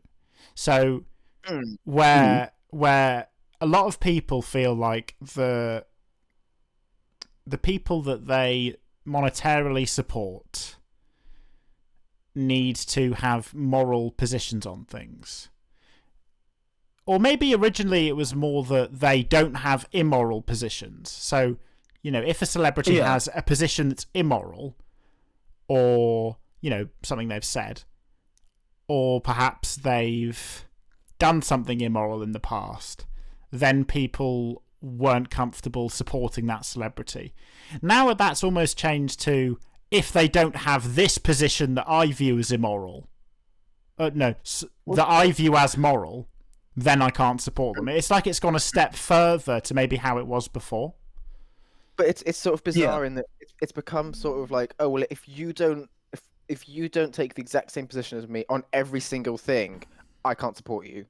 There's no like scope for like, oh okay, well this celebrity doesn't agree with me on this thing, but that doesn't matter because they still like their music or whatever it is. Yeah. It's got to be like, oh well, you have to have the same opinions as me on everything, or you're cancelled. Guys, so I learned minor. that Gal Gadot is a Zionist. Fuck. Oh my god, so surprised. She's been in the IDF. She's over. Like, her acting career's done. Literally. Because another example of someone who is still being targeted by it to some extent, but arguably shouldn't be, is Billie Eilish, because I think she wore I support a ceasefire pin, and then signed her name in one of the open letters that the celebrities sent to the politicians saying we support a ceasefire. But some people are like, no, that's not enough, and it's like, well, I kind of do view those sorts of things as just virtue signaling, sort of, because who cares really, fundamentally? Who should care what the celebrities think in the first place? They're not elected officials. Exactly, but why would any elected official care that Taylor Swift and Billie Eilish think they shouldn't be giving weapons to Israel? I don't understand what the point is in that letter, apart from to virtue signal. Yeah, but that's by the side. It's and this forcing people into activism, to me, is just morally wrong. These people deserve to have their own thoughts and opinions and not just become a mouthpiece of their fan base. There are a lot of people of varying political affiliations that seem to think that intimidating people into thinking what they think is a good practice. It's a good way to do things. And again, I don't think that has a particular political affiliation, but I think it's a dangerous thing, and I think it doesn't endear people to your movement, certainly. No, but it's also creating this environment where what we're seeing is where people feel like they can't say things because they're going to get harassed and things, which is counterproductive, because instead of someone saying, I don't agree with this and let me put out my reasons why, and we can have an actual debate about this, it's just they just keep it inside, they don't say it, and it just stews, and then it becomes from maybe something that was annoying them to a dislike, to a hatred, because they feel like they can't express what they feel is the issue with something because they'll get cancelled. Yeah, and I feel like this is the issue with cancel culture, because I'm not. If you don't want to support a celebrity, you shouldn't be forced to. This is what I was about to say. If you, what's the opposite? The opposite of that statement.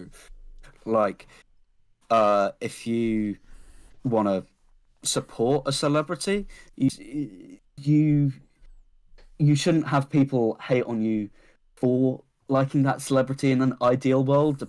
Although I would put a lot more qualifying statements on that one than the opposite one. I think if someone says, "Oh, I support 2023 peak anti-Semitism Kanye," I will look at them like they have grown an extra head. I think similar to what I was saying last week, though. Ultimately, everyone has different things that they're okay with. They have different things that they're like okay with an artist doing, and within those parameters they're fine to support them. And I think that's different for everyone, and that's fine. If you don't want to support a certain artist, that's your prerogative, I think. It's not like, why can't it be a personal thing? Why do we have to take this blanket, statement of, oh, these artists don't support this, or they haven't even explicitly said that they support this. So therefore, that's the thing, isn't it? So therefore, because we think this is the objective right thing, they should not be supported because they're bad people. I think it's anti-conducive to discourse, or it's not conducive to discourse, that I think is quite important in our society, and I think that's dangerous.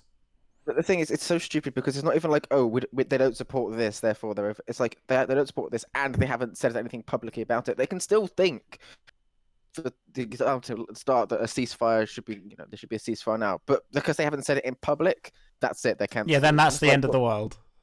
Why have they got to say everything publicly? Why are celebrities expected to basically, not have any sort of private views on anything? Everything's got to be out there. And the people who make their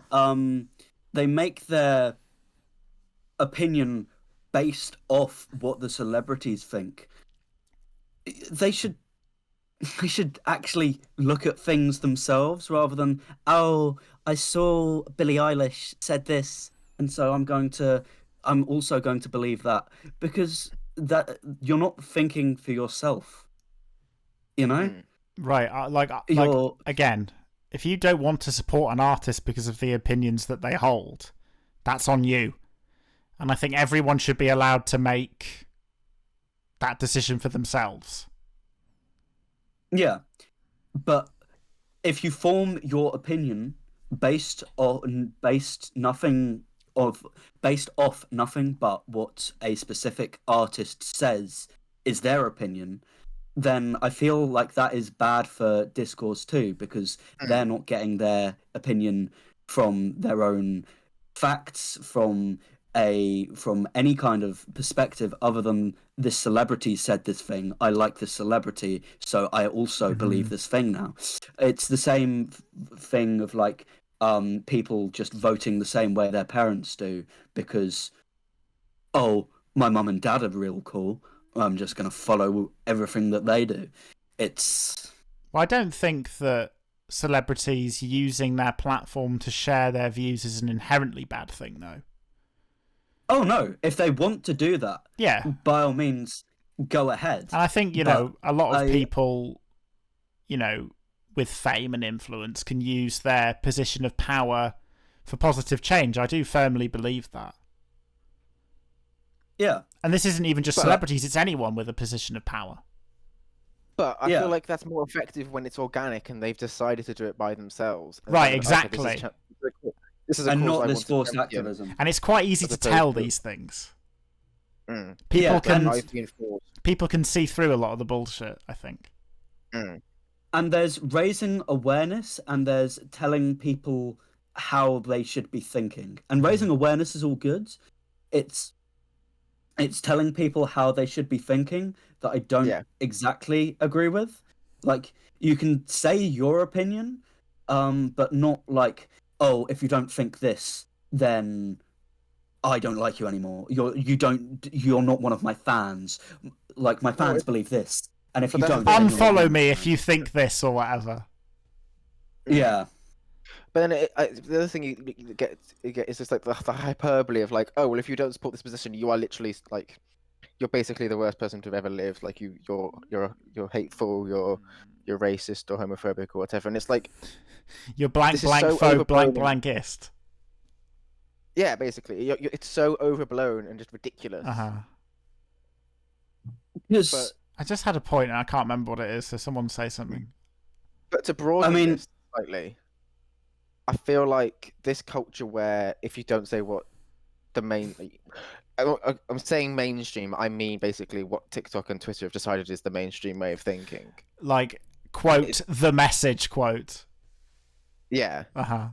this fear of getting cancelled for saying something that might go against that grain is gonna damage severely how people interact with each other and the way that discourse is in the future, because people are going to just get forced into not saying things, becoming more not radicalized is the right word, but more strongly held position within that, and a tighter bubble. Yeah, and we're seeing it with things like immigration debate, where people think they can't say, "Oh, I think immigration is too high," because they get called a racist.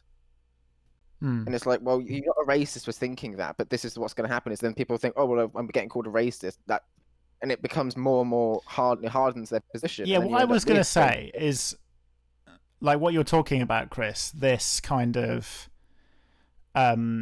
hyperbolic way of attacking people. I think it is sort of starting to further atomize society, in the sense of, people. When you say these kinds of things to people, you're not going to bring them over to your side. You're going to further sort of root them in their currently held position. And I think this applies to anything. And then what that does is that just sends them into sort of more echo chambers of people that share their views.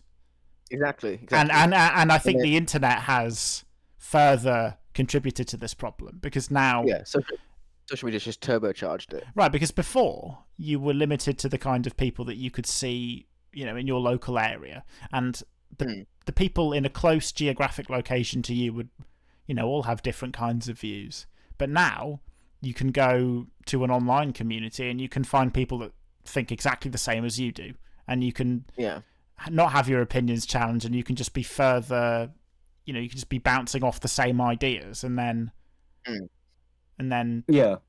That, like, in my view, that's how radicalization happens. That's what I think. To quickly wrap up the specific Operation Blackout section before we potentially dive into this wider topic. So the Blockout movement kind of started in the wake of the Met Gala, and I think there are some very very easy critiques of the Met Gala. Like, it did, some of the celebrities' outfits did look straight out of the Hunger Games. And when you have got all these like geopolitical things going on, there's lots of war and whatever, and you're dressing like you're in the Hunger Games, I think that's a bit too nail on the head. Someone literally dressed up in the style of Marie Antoinette. And I think, that's inviting backlash. Like, they clearly did not think that outfit choice through in the slightest. But then the backlash to Operation Blockout is now... Oh, no, you guys, the people doing the blocking, aren't even being genuine. They're just using this as an excuse to cancel people who they don't like anyway, under the false pretense of this being activism unto itself. Which is hilarious, because I think it's kind of imploding, potentially. Because you've got this infighting generated by, oh no, you're just cancelling this person because you don't like them anyway, and them being like, no, you're a fake activist, and it's like, can we all just? I'm not saying we all have to get along and be happy clappy, fairy whatever, but can we just stop with the hate and vitriol over quite minor differences of opinions over what celebrity you want to block? If you don't like a celebrity, block them. You don't have to have a reason for it. I think some people You're well and truly able to block people. I think some people have too much time on their hands. That's the problem. I think touch grass. Yeah. This is my political platform. Things like this, like I think everyone needs to touch grass. On this whole blackout thing, things like this, I think, are cancer to discourse. Is my issue with it. It's like, these people hold, or I guess it's not even that they don't hold a certain position. It's not even that they hold a position. It's that these people don't hold a certain position that we think is right. Therefore, we're not going to question why they might think the way they do and critically assess, things from there. It's more narrow than that, though. I'd say they haven't publicly said they support this position. Yeah, exactly. No. That's what I'm saying, Chris. It's like, they haven't said that they do. Yeah. So therefore, instead of thinking critically on why they haven't done that, they think, oh no, these are not people that we will communicate with. And I think things like that are very dangerous to discourse, and I think will further that whole atomization of society, and I think it's quite dangerous. That's what I think. I would agree. Yeah. I think TikTok, because this is a TikTok. I'm not sure if it's born on TikTok movement. It could be Twitter as well. It's the sort of thing Twitter likes. Yeah. X Twitter, whatever. Delete it, and society will be a lot better. Although TikTok does have some valuable content, I would not be sad if X died. I think the difference between them is that TikTok, you can't have like a shout match between two sides very easily, because it's not like they can't interact directly with each other as easily. Apart from like in the comment section. Right. Whereas Twitter discourse is basically just a shouting match where you got to try and impress your own side as opposed to actually making any sort of decent points. It's all about the ratio. Yeah, basically. Which is dumb, because that's what discourse is descending into now in real life. It's not becoming an actual debate. It's just becoming, I could try and score as many points as I can against these people who can say the most clippable things ever. Yeah, and it's like, well, great. Mm-hmm. Yeah, I agree that it's not good. Just talk to people. I think talk to different kinds of people, and you'll come to different conclusions. Well, as TD said, touch grass. As humans, we hold our positions from our own experiences in life. And, we take our own experiences in life and we use that to think, this is what I've seen, and this is what I've seen, to work for the world. And I think people hold not just political positions, but lots of different kinds of positions based on that. And I think what people should start thinking more is, this person thinks differently to me. What experiences have they had in their life that might make them think differently to me? And, think of people who think differently to you more like that, as opposed to, oh, I'm right and they're wrong. I think that's a much more healthy way to look at discourse. And that's how I try and look at discourse. I hold my own positions based on my own experiences in life, my own, things that I've read, and I base what I think is best for the world on that. But yeah, your opinion is based off your own lived experiences, as opposed to the lived experiences of fucking Taylor Swift or whatever it is. Well, I mean, they will be quite different to yours, but I mean, just we're all human beings at the end of the day, and none of us are gods. None of us know everything that's right for the world in this very complex world that we live in. Let me get my political opinions on tax policy from a billionaire. That sounds like a good idea. Yeah. Yeah. I mean, I think people should treat each other with a bit more compassion. Let me get my political opinions on. Obviously, if someone's... Oh, hang on. Wait. My internet's being a bit funny. Oh, really? You sound all right. You sound fine to me. No, I can hear you. It flashed into the red. Okay. No. Right. Yeah, I think people should treat each other with a bit more compassion. Obviously, if someone's spewing hatred and bigotry and stuff like that, then yeah, block them, ignore them, call them a dickweed because they are. But like if someone's spewing opinions that you don't agree with, maybe they're just ill-informed. Maybe the goal should be to educate, Right, and TD, this try is and really like interesting. find a middle ground, But the problem is, rather than attack as a first sign of blood. a lot of people though who are ill-informed, they don't have the disposition of thinking to themselves, what don't I know? You know, what could I learn that would make me more informed, and maybe I could change my position around that. No, they just think that they're right, and they don't want to read anything that goes outside of their preconceived views and their sort of preconceived worldview. And that's a real problem. It's like a lot of people won't consume any information that, I guess, goes against their narrative. I feel half of these problems are propagated by like mob mentality of just you're surrounded, like when you're in the real world, and at a protest, you're surrounded by like-minded people. Yeah, and now you have also instant access to that via the internet. And you've got the anonymity of the internet when you're on the internet. So people will treat each other with more vitriol because you don't have to say these things to another human's face.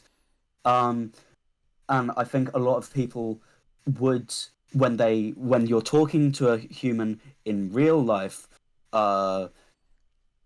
like it humanizes them more. I'm not sure if that's the correct word, but you can look at them, you can say, oh, they're just like me, they're a real human. Whereas on the internet, it's like vitriol of like, oh, it's a profile picture and some words, or maybe a voice and a video that you're responding to, and you're not. I feel like it does, like, it makes it easier to just be an all-out hater. Same as when you're in a group of like-minded individuals, like you guys think that you're always in the right, and you can everyone around who's disagreeing is just a hater, and it's easy to get swept up in those circles, emotions and such. Yeah. Emotions, yeah. Okay. I have noticed that a lot of people will say much more extreme and vitriolic things on social media and the internet versus in real life. Like in real life, people will tend to be a lot more moderate when they're saying something to someone's face. Yeah. And that's quite interesting. Yeah. It's because of the humanization, and like just the trash talk on video games. Like, you don't get that much trash talk in real sports. Obviously, you get people like having scraps and whatever, but that's far more rare in real life than it is on video games, because you are on the internet. It has been historically that you are free from consequence. Now, obviously, with a lot of stuff that's happened recently, people on TikTok are tracking down where you work, what your job is, and stuff like that. And you do have real world consequence for being a dickhead on the internet, but historically there haven't been any. So, along with that dehumanization, you can't. What, in real life, if you say something that offensive to someone, they're just going to punch you. And whereas on the internet, the worst that happens is you lose your job, I guess, but that's infinitely rare.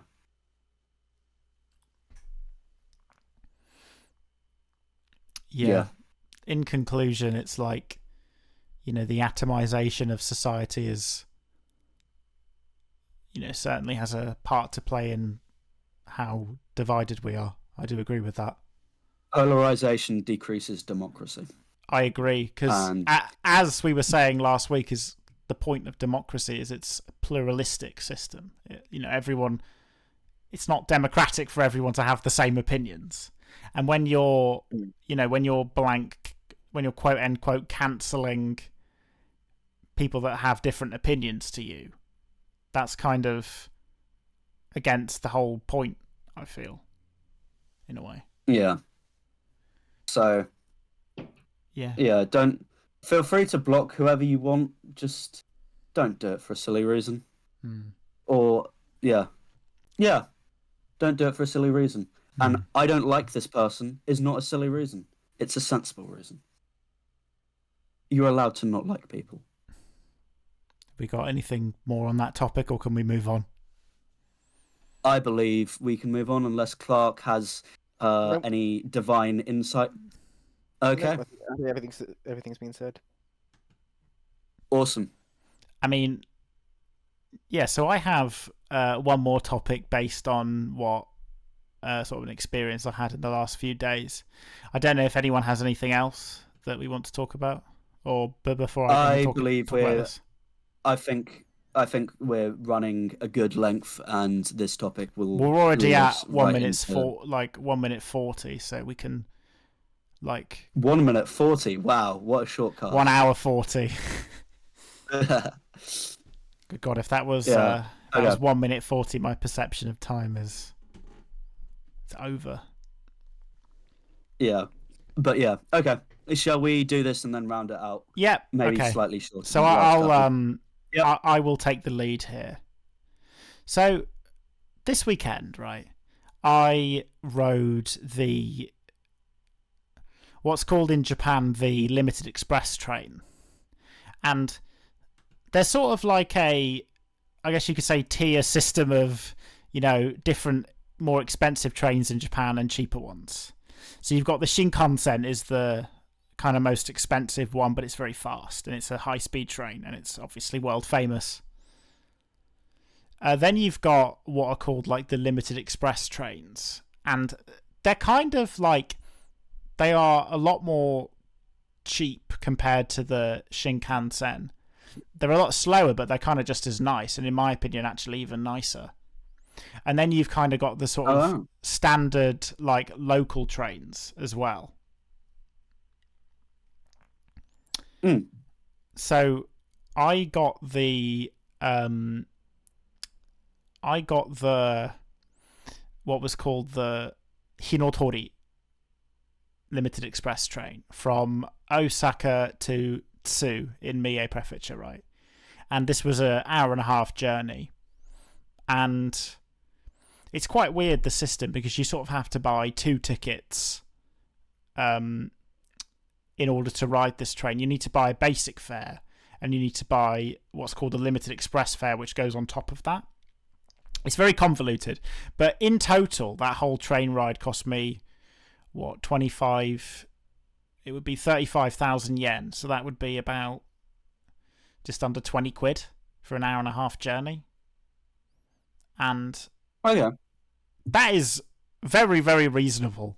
And it got me thinking about when I would go from Manchester to Basingstoke on the cross-country trains back in the UK, and how it would cost me £60. And just the general prices of the trains in the UK. And I also thought about some of the train prices that I'd experienced in continental Europe and how much cheaper they are than the UK as well. And another thing that I found quite but the thing is, right, I know what you're going to say, but another thing that I found quite interesting was I kind of did a little bit of research into Japan's rail system. And it is also privatized. But the thing is, the privatization, the way it was done in Japan, was a lot different to how it was done in the UK. And it seems to have worked out a lot better. And I thought that this was quite interesting. So essentially, basically, so when the UK trains were privatized, so it was broken into companies that own the infrastructure. And then that was kind of renationalised into Network Rail, I believe. Yes. Am I right in saying that? I might be. No. You know what? We should So next episode we should summon the doctor because he knows a lot. Because he would know. trains, well, doesn't he? Go on, Chris. the way it works. So you've got the train companies that run the trains. Yes, yeah. But This much I was they're aware not of. But they're not responsible for maintaining the actual tracks. That's Network Rail's job. Yeah, that's what I'm The saying. Network Rail yeah, they maintain the tracks and then some of the stations, but then Mhm. other stations are maintained by the actual train companies. But I think when the It's a bit of a mess. privatization happened, that was broken into, like, Network Rail was broken into different companies, and then it was sort of renationalized back together. I don't I'm not sure where I'm getting that from, but I think that was what happened. It was cool. I remember reading that on Wikipedia. Yeah. Yeah, I think If that we're is the trusting case. Wikipedia as a source. It was called British Rail before it was Network privatised. Rail. Yeah. But British Rail. It was called what's quite interesting is how it works differently in Japan. Is that basically, so you have JR, Japan Rail, and you've got JR for all different regions, which are different companies. So you've got JR West, JR Central, JR East, JR Hokkaido, JR Kyushu, and each of these are different companies. But each of these companies also owns all of the it owns all the railroads in that specific area, which is a very different way, to how it was done in the UK. So the one company has control over an entire area, as opposed to it being kind of an entangled mess of multiple different sort of stakeholders and factors, I guess.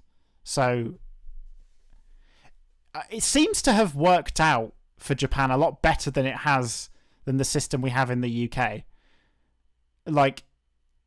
And it kind of got me thinking about the privatization versus nationalization, how maybe it's not as simple as privatization bad, nationalization good. There are a lot of different ways that you could do this, and there are a lot of different outcomes that you could get from it.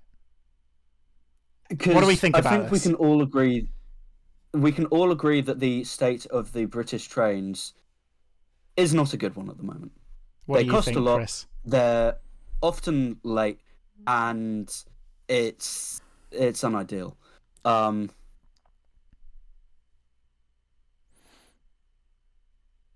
Clark? Oh, you stopped talking. I would agree. Yeah. I think that the model, the ideal world model, that when it was implemented originally, was that the companies would come in and they would compete, and that would drive better performance. But we've ended up with this because they've each got their own little serfdoms that they serve. Right. There's no competition really.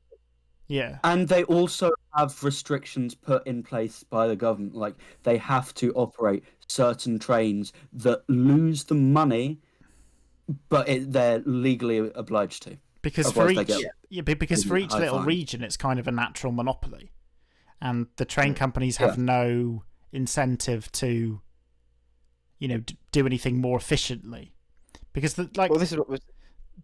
the benefit of, private ownership of things and capitalism is that things can compete for a better service, right?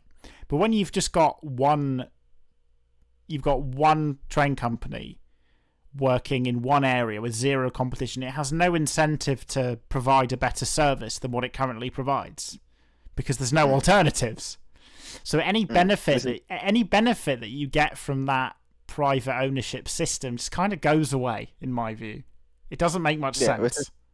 It's the same thing we're seeing with the water companies. Those are in dire straits as well, aren't they? You can't change water companies, so there's no reason for them to actually provide a good service because you can't leave. Yeah. It's like a natural monopoly, like I was saying.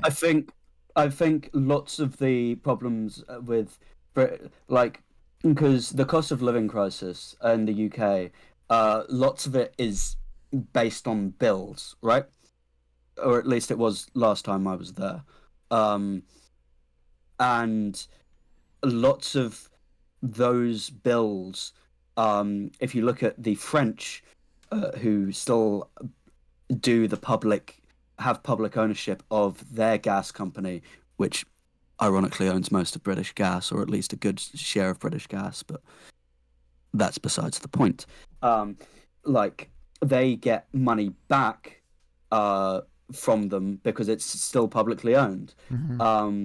And I'm not sure about the water companies, but I know early on in the cost of living crisis, the French were handling it so much better than we were simply because they hadn't sold off all their companies that provided services, necessary services for modern life, a few years ago, like we did, which was fun. And France is also probably the easiest argument I would have in favor of re-nationalizing the railways, because the French have nationalized their railways, or they kept them nationalized. And having been on French trains, they're pretty good. They run on time, and they're pretty cheap. Compare that. I don't understand this argument that simply bringing something back into public ownership will magically fix the issues behind the railways, because it wouldn't make any fundamental difference to the way the railways are run, apart from who owns them. The actual change that needs to be made is reform to how the ticket structure works in this country, how the way between the operators of the rail and the people that maintain the track works, so that maintenance works are done at a time that actually is convenient, as opposed to just ruining a week's timetable and that sort of thing. But I think to flip that though, there's no benefit to it being private in the first place. So why keep it that way? If if there's zero benefit to something being in a certain state, what? No, I'm not. What is the point of keeping it that way? No, I'm not saying that it shouldn't be brought back in public ownership. I'm just saying that that's not the end of. That's not the solution. It's just to bring it back to public ownership. Oh no, it's not the solution, but it's a first step towards a solution, because under public ownership, assuming the government's competent, which is a bit of a big assumption, but assuming the government's competent, they can begin to implement steps rather than having to negotiate through all these private companies, which all want different bits and a far more profit incentive than the government is. Obviously, the government would like to make a profit, but so it's more direct. They can play it long term, yeah. But then, what's quite interesting is what I've noticed is how it's done in Japan. Is that, again, so the one company has control over everything. So it doesn't have to go through a lot of different companies to provide that service. It can manage everything and, do it in a way that's, efficient, compared to when you've got a lot of entangled different companies providing different parts of the service, and there's lots of there's too many moving parts for it to run efficiently. So I think the problem maybe isn't public, private, anything. It's more how many moving parts are there to provide this one service? And I suppose nationalisation can be a convenient way to do that. But maybe it's not just that. You know what I mean? My concern with nationalising the railways is that all the water companies, that sort of thing, is it basically just becomes a convenient little sort of pot of money that can get raided whenever the government needs money. They're like, oh, we're just going to freeze the spending on the railways for next year. Mm-hmm. And they use that money for something else, but instead of actually solving the issues, it just becomes, we'll just raid these little pockets for the money out of them. And just freeze the maintenance. It doesn't actually then solve the problems because you own the thing, but they're not actually spending that money to actually upgrade the infrastructure or whatever. Yeah, well, I mean, you're right. You're right in the sense that it depends on how the government wants to implement these policies. Yeah, it's not a magic fix. We are assuming a competent government here. Yeah, because even a competent government, if they find themselves in a bind and need money for something else, there's certain things that will hit the chopping block first. Exactly. I guess. And those would be the first things. It's I was going to freeze spending on the railways and the water companies because, no one will directly notice that, but it means that upgrades and stuff will not happen. I mean, I'd argue if costs go down, even if the service remains how shit it is. I wouldn't complain. But that's the other thing, is Well, I feel like ticket prices in this country, even if it was publicly owned, wouldn't drop that much because the railways they wouldn't allow the railways to make a loss. They'd have to at least break even. And I feel like at the moment they're not that, like, the ticket prices will not drop. They might drop a little bit, but not like significantly to the extent people are expecting. Like a train to Manchester to London and it's 20 quid or whatever. Like, I don't think that's going to happen. I think it depends. I know that. Like, I think it depends how much is, like, with a more centralized service, how much more efficient could you make that? I suppose it just depends on that. That is the main argument that people make for nationalized railways. No, go on, TD. I know that when the companies that continuously fail get taken over by the government, I know the rail fare does go down often within that region. So I'm not sure by how much. I would probably need to do more research or more recent research than I have. But any decrease in price is like good, because I'm not sure if you guys have seen the memes of people who live in Manchester and London deciding to catch a Ryanair flight to Spain so that they can meet each other rather than one of them catching a train, which feels ridiculous. But then that also gets into like low-cost airlines and their whole business model. Right.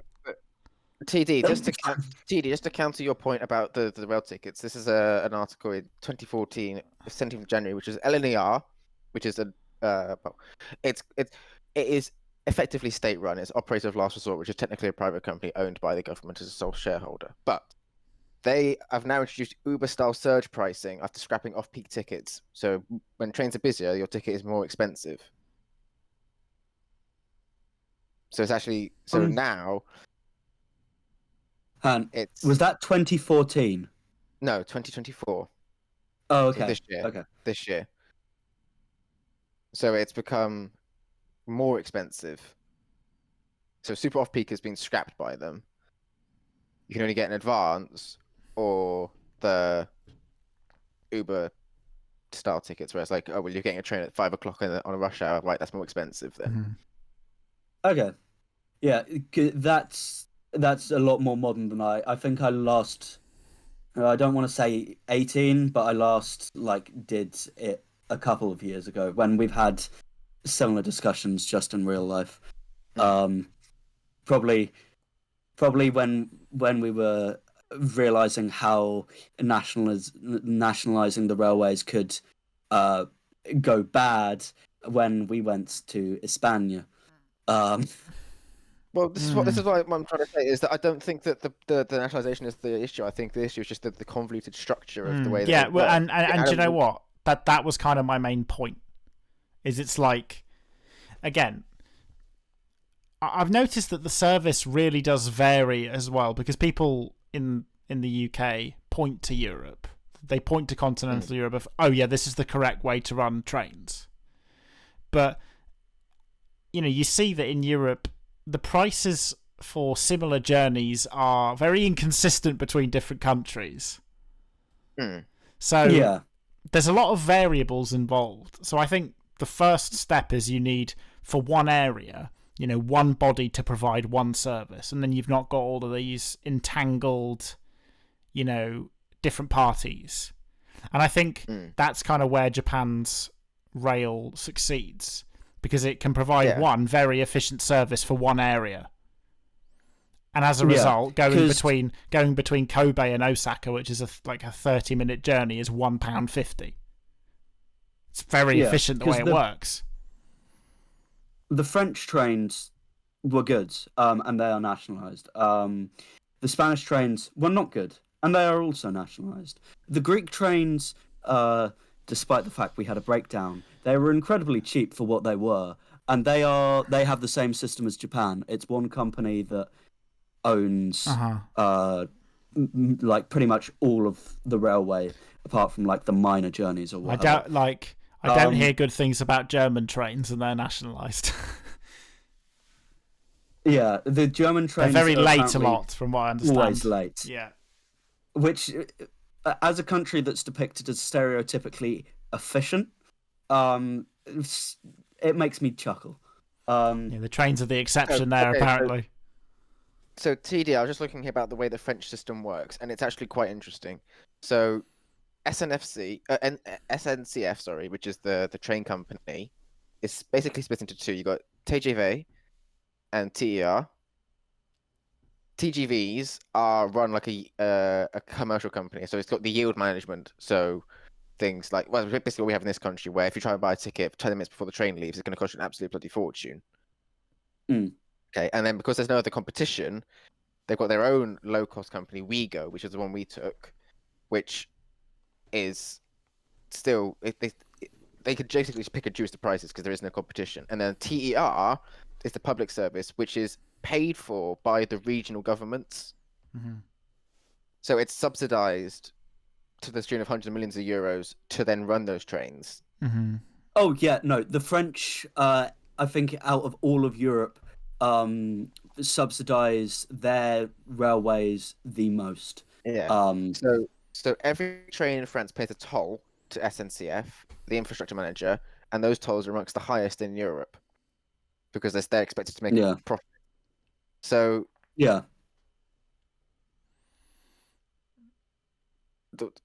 that's the reason why they're better. Is basically because they're paying hand over fist for that service. The argument then would be, well, why would in this country do we want councils to be paying train companies to run a better service? I'd be for it. I think a lot of the councils they throw their money behind things that are not beneficial, but that's coming from having lived in one of the quite poorer councils of the country. Or would in the UK maybe again, because these trains haven't been in public ownership for a long time, would reforming the system to be more like in Japan, where you've got one train company operating everything, all of the railroads, all the infrastructure, the trains, the staff, everything in one area, would that be a better way of doing things in that it would decrease ticket prices, which is what most people want? And it doesn't and it doesn't require government money from going into public ownership. Would that work? Yeah, I think that's probably the better solution for the UK as for like what we have now. It'd be a good first step, I think. Yeah, because all you need to do is to have the government say, okay, well, we're actually going to take control of ticket policy and pricing per mile, let's say, of how much tickets should cost. And they can set the price then. And the companies can make a loss on the ticket sales, but if they're punctual, provide a good service, they get like a top up at the end of the fiscal year to bring them up to like a certain profit level. And they can control everything about the trip and the journey and so they're complete control of the infrastructure and the trains. But if they make a loss on the ticket sales, but if they provide a good service, the government will top them up to create like a 5% profit. Yeah, so there's nothing that they can say. There's nothing we can do about this. I would also get rid of all the companies and just replace it with like one, or maybe like one for like long distance journeys and have multiple for short distance journeys. Well, in Japan it works. That's partially. Well, I think again the problem with that though is it'd be a very entangled, like massive system. But like I was saying, in Japan it's like regions, so you have one company operating one region, so you have less massive bureaucracy. Yeah, because the other issue that we have in this country is that there's not enough lines for the amount of trains that are needed to run to have an effective commuter service between places, which is why places like Manchester and other cities struggle, is because there's just not enough capacity on the railways to take the amount of trains that are needed to get in the volume of people moved. And having separate companies planning their own train routes, I think would probably make that worse, as opposed to having, okay, this is the operator for the Northwest. Yeah. They can control every single train and, change timetables to meet demand and that sort of thing without having to conflict with somebody else that wants to use that platform. Yeah, well, and the scope can be a lot more in that narrow. Case, in that case, I would just do away with all the companies, because like it's a lot. You could, when I was growing up, you could get from London Waterloo to Plymouth on one train, one journey, easy.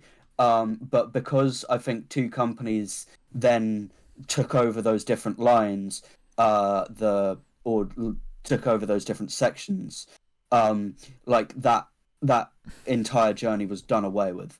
And I think that's part of the issue with having multiple companies. I think if you have one, you can do big picture, you can look at it, rather than having all these, oh no, that's our line, you have to change trains at that station and it's a half an hour wait, so maybe just drive instead. Yeah, like that's that I think is another issue, in my opinion.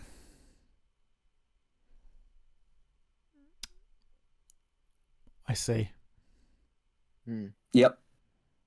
I mean, like, yeah, I think that kind of wraps up what I wanted to say on that topic. I don't know, I just, like, my journey's made me think about a lot of things and, compare the systems between lots of different countries, to be honest. That's all, really. Yeah, I feel trains are quite a... They don't exist globally. Like, well, they do, but they don't exist on a public transport sector globally. Because you look at the States, their Amtrak is a bit of a laughing stock. But that said, the Bright Line in Florida is really good. Yeah. But America never went all in on railways, so... No. Like, still that I remember, car culture. I remember seeing like a post on Instagram about how there should be a high-speed railway line between Montreal and, was it New York or something? Because like it's a relatively short line on the map compared to like the size of the country, and if you look at what China's done with its high-speed railways, like it's perfectly feasible. But I think it's overcoming the car culture and the truck culture for freight as well. Because I mean, the UK Railways got assaulted by Dr. Beeching, who was very much in the pocket of the truck lobbyists. But this is the thing. And is like, public transport is a more efficient way to transport people around as opposed to private vehicles. Yes.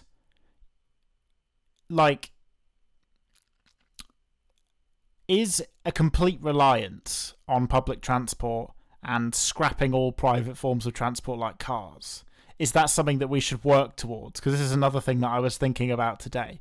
Is that the end goal?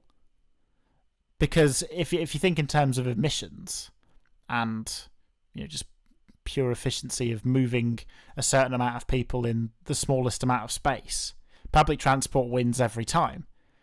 But but the problem is you need to provide the infrastructure for it to work, and it can't. Well, it needs to work all the time, which it can't really. So I wonder what the end goal with that is.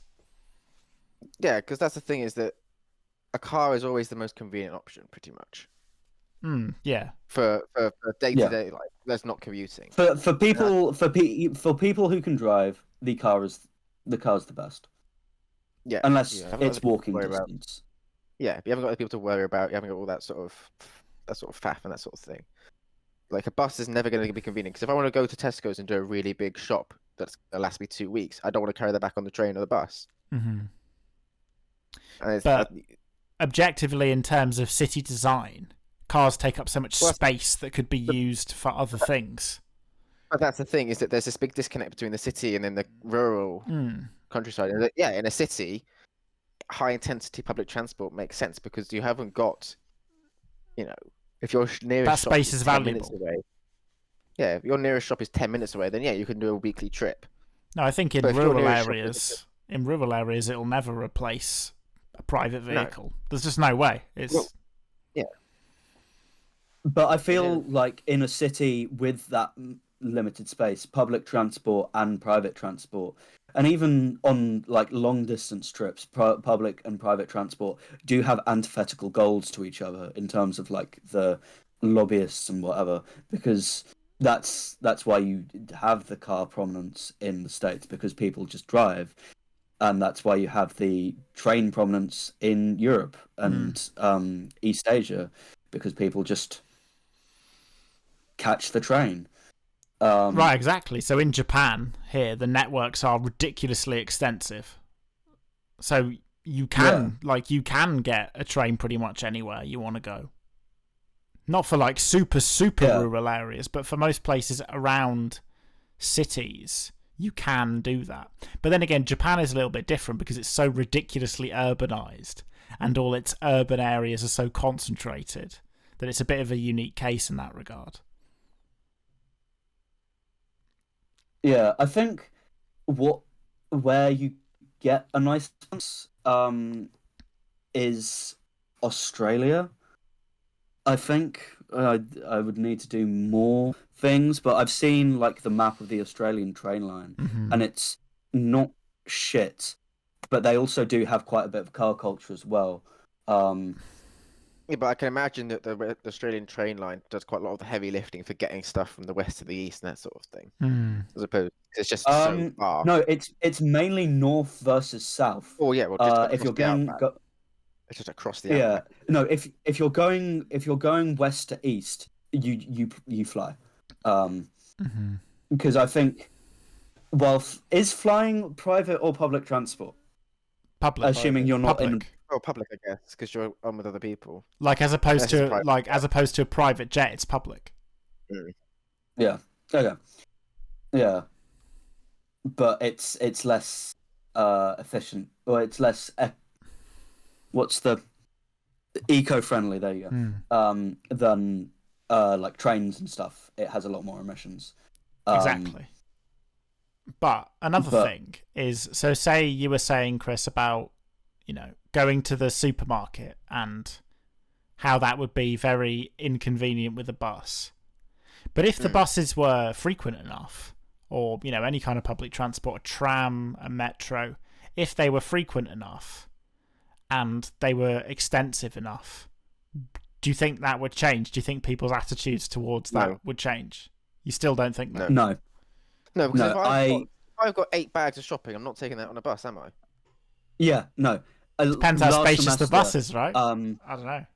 No, last semester in Auckland, like having to do the 20-minute walk to and from like the nearest supermarket, like with the bags, like we could have caught the bus, but like the bus was regular enough, but it was just like having to find a seat, having to put your bags there, having to fumble to get your change or a scanner card out.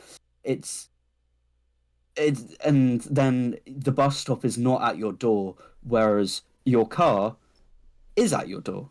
You can drive your car right up to the front of your house, and it's so much more convenient. I mean, I'm not the kind of person to do big shops, really, so maybe that's why. Yeah. And actually, it's interesting because people in cities in Japan almost nearly exclusively use public transport, but there isn't much of a culture in Japan of doing big shops. People will do shops every few days, and in fact, in supermarkets here, you don't get the big trolleys. You just kind of get like a basket size that you can put kind of on a little trolley. So there isn't the same culture of doing a big weekly shop. So therefore, the public transport system really fits around Japan much better because you can just get your 2 bags and bring them on the train with you. But yeah, like most people in the UK like doing a weekly shop, and if you've got like a ton of bags, that's not practical to bring on a bus or a train. So it's also a culture difference.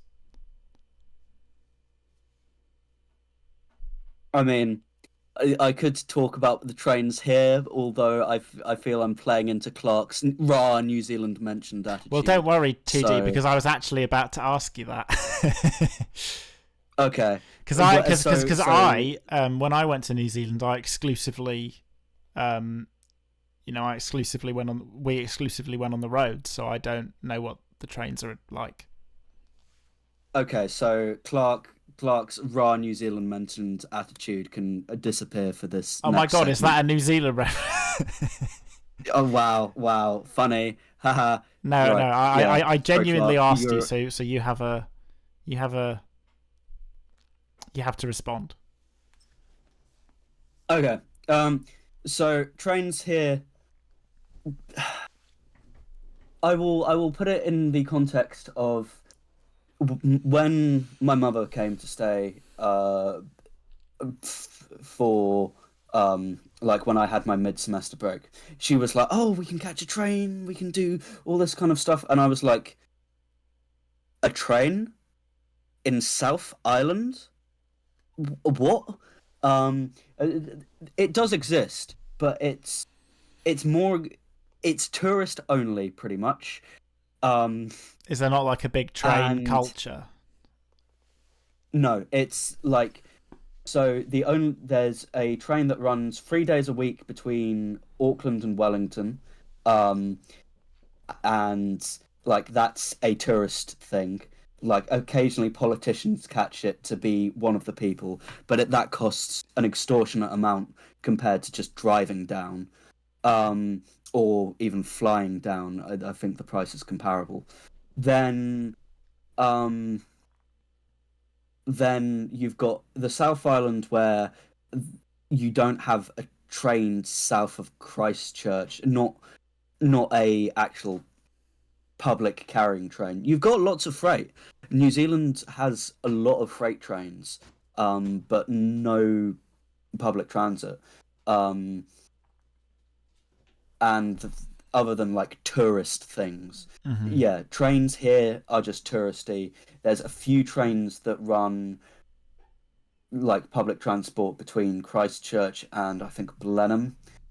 It is, and it's actually made the news here because they are doing an experiment between two of the cities in North Island that are like an hour's drive away to try and boost a commuter service, but the Transport Association has said that they're taking some of the funding away from that, and so they're not sure the experiment's going to survive.